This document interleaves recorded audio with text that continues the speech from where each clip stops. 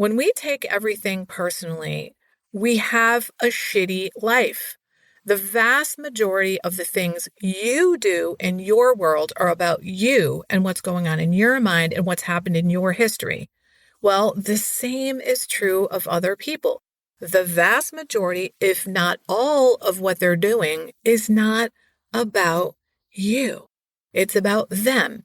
And you're making it about you. So you're making it mean something that it doesn't. Hi, I'm Barb Nangle. I want to welcome you to my podcast, Fragmented to Whole, Life Lessons from 12-Step Recovery, where I help people heal their emotional, psychological, and spiritual wounds and make deep, lasting changes in their lives. I'm the founder and CEO of Higher Power Coaching and Consulting. I'm a boundaries coach who specializes in helping women who are focused on what others are thinking and doing and neglect themselves in the process. And I have coached hundreds of people on how to build healthy boundaries using my exclusive Build framework. On this podcast, I share my experience, strength, and hope from recovery. I don't support or endorse any particular 12-step recovery fellowship, and I don't claim to speak for any particular 12-step fellowship. I also don't believe that 12-step recovery is the only way to recover. You might need additional help. I'm an avid beachcomber who collects sea glass, shells, wood, and stones. I am a formerly closeted fan of the Hallmark Channel, especially the Christmas movies. Hello, Christmas in July. I wear fingerless gloves from September to June because my hands are always cold, so I have about 15 pairs. And I get a huge kick out of counting how many days, weeks, and months there are until my birthday or Christmas at completely random times of the year. My hope is that you'll find my words concretely helpful in improving your life, whether you're in recovery or not. If you like what you've heard on this episode, please screenshot it and share it on your social media and tag me at Higher Power Coaching.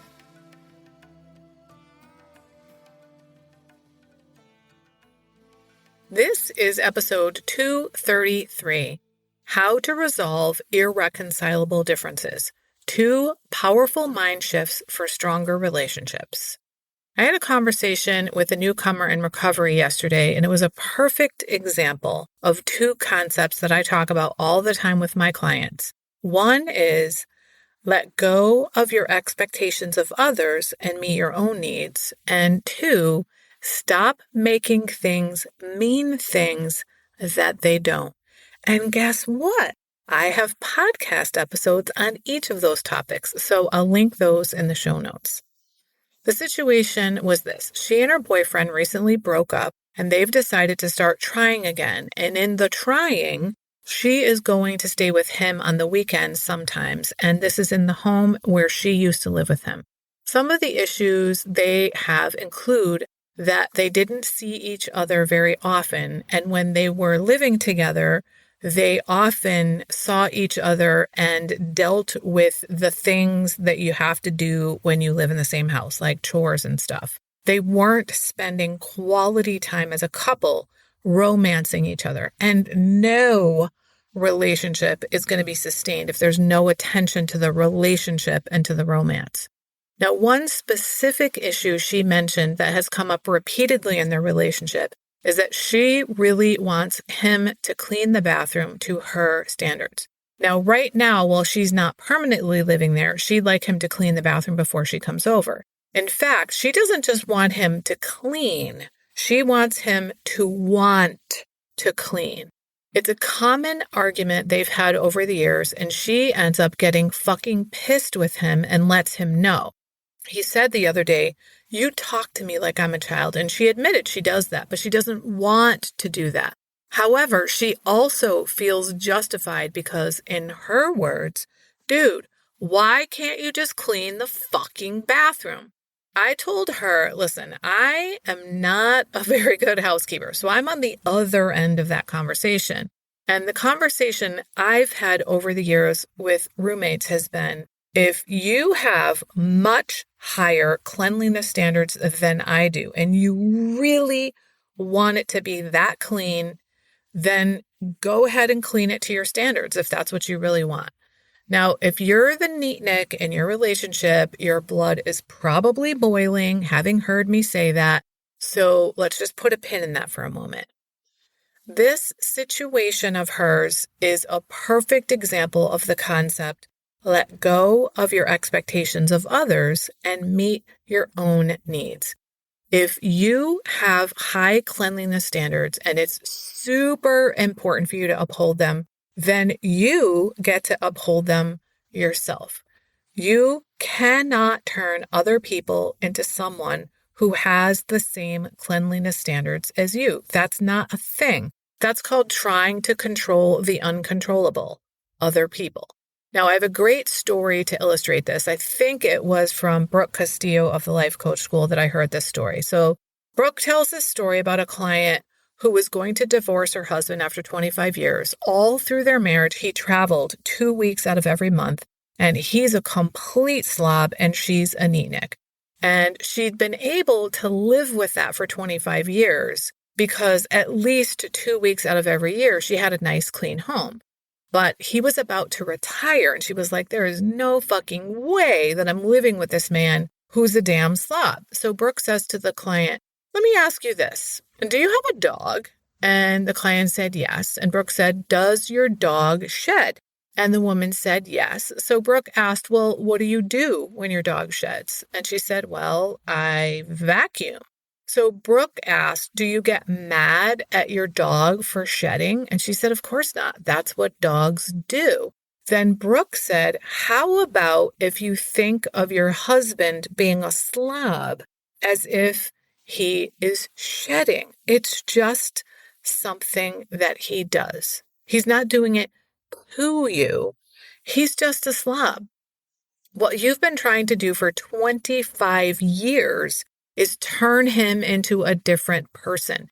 You've been trying to get him to do things your way when you could just clean up after him or hire somebody to do so. Now, what I'd add to what Brooke said, which is something I said to this fellow in recovery, was she was making her boyfriend's sloppiness mean that he doesn't respect you, he doesn't care about you, but his sloppiness has absolutely nothing to fucking do with you. That is the kind of person he is. You're making it mean something about you and about your relationship with him, and it's not.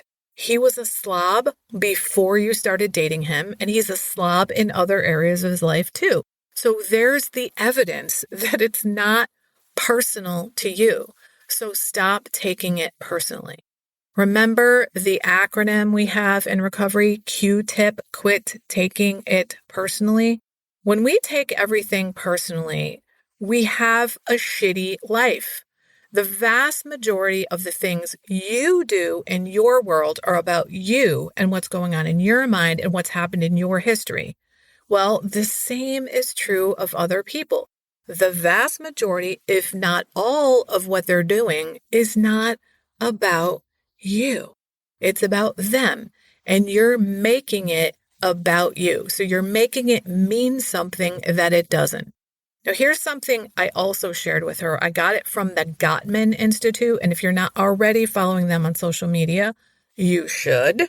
They have amazing shit about relationships of all kinds. Dr. Gottman says, every relationship has some kind of irreconcilable differences.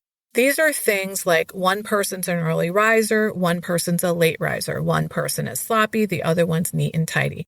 One person's always on time, the other person's always late. One person's a planner, the other person likes to do things by serendipity. Those are irreconcilable differences. You are never going to turn your partner into a different kind of person. They're irreconcilable differences. The way we negotiate how we're going to handle those differences determines the quality of our relationships. If you're trying to get these irreconcilable differences to be reconciled by trying to get your partner to do things your way, then you're never going to have a quality relationship. But if you learn to accept your partner the way they are, and that it's just different from you, it's not better or worse than you can then work on figuring out a compromise that works for both of you. Let's say one of you is always on time and one of you is always late. The person who's always on time can say, I'm leaving now. I'll see you when you get there. If one of you is always an early riser and one of you is a late riser, the early riser can get up in the morning and do whatever they want and let the person who is a late riser sleep. And they're going to be a lot more joyful when they get up than if you wake them up and try to force them to do things earlier than is comfortable for them. Now, if you simply cannot find a way to compromise that works for both of you, then instead of trying to make your partner into something that they're not or someone that they're not, then break up with them or live separately, because it really is an irreconcilable difference that you're not willing to live with. It's a deal breaker. You're trying to turn someone into someone they're not is not working. All right, there's one last thing that I went over with this fellow in recovery. She said, I follow all this advice on healthy relationships from all these social media accounts. And one of the things I've heard is if it's important to your partner, then you can make it be important to you too. So if it's important for me to have a clean bathroom, then why can't he make it important to him? And I said, wait a minute, who's following those social media accounts to get those advice? You are. Those accounts are talking to you, not him, because he's not following them. If you want to have a healthy relationship, then you can make the things that are important to your partner important to you. Again, those accounts are not talking to him because he's not following them. You are, and they're talking to you. So this is a case of you being more focused on him and what he, quote, should be doing and ignoring the advice they're giving you. You're saying he should make the things that are important to me important to him, but you're not thinking I should make the things that are important to him important to me.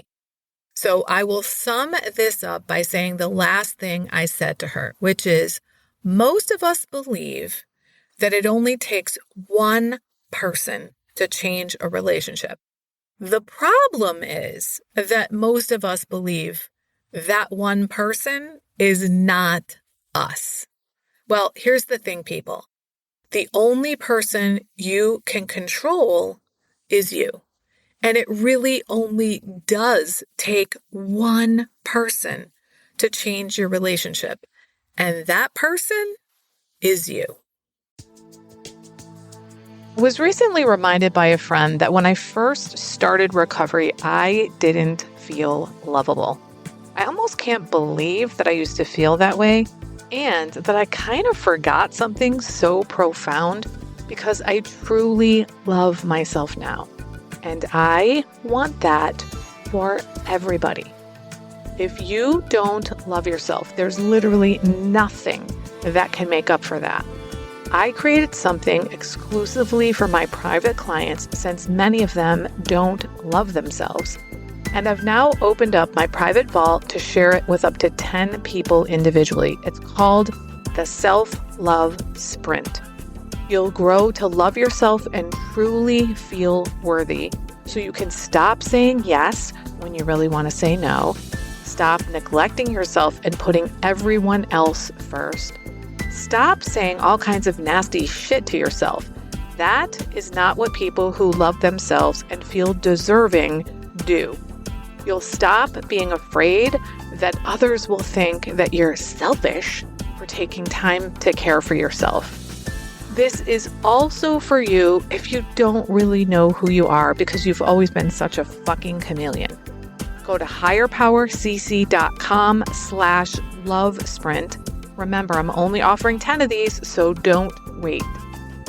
If you like this podcast, and I'm guessing you did or you wouldn't still be listening, then you're gonna love the other things I have to offer. If you'd love pre-release podcast scripts and episodes before anyone else gets them, or if you'd love access to content from my private vault that I developed exclusively for my private clients, which is like having a work session with me without me actually being there, go to patreon.com/higherpowercoaching. There are 3 tiers ranging from as low as $4 up to $24 a month. You'll also love my weekly newsletter, Friday Fragments, which has content very similar to the podcast. You can check it out at fridayfragments.news. That's fridayfragments.news. Please like and subscribe to my podcast on your favorite podcast outlet. I'd also love it if you'd leave a review, which you can do either in the show notes or on Apple Podcasts. It really helps other people find my podcast so they can get the benefits you've gotten from listening. If someone came to mind when you listened to this particular episode, please share it with them. And my favorite place to hang out on social media is Instagram. I'm at Higher Power Coaching.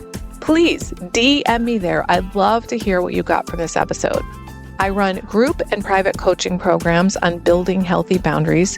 Whether you need help with boundaries in your personal, professional, or romantic life, I can help. Head on over to barbchat.net, where you can hop onto my calendar for a free 30-minute Better Boundaries consultation.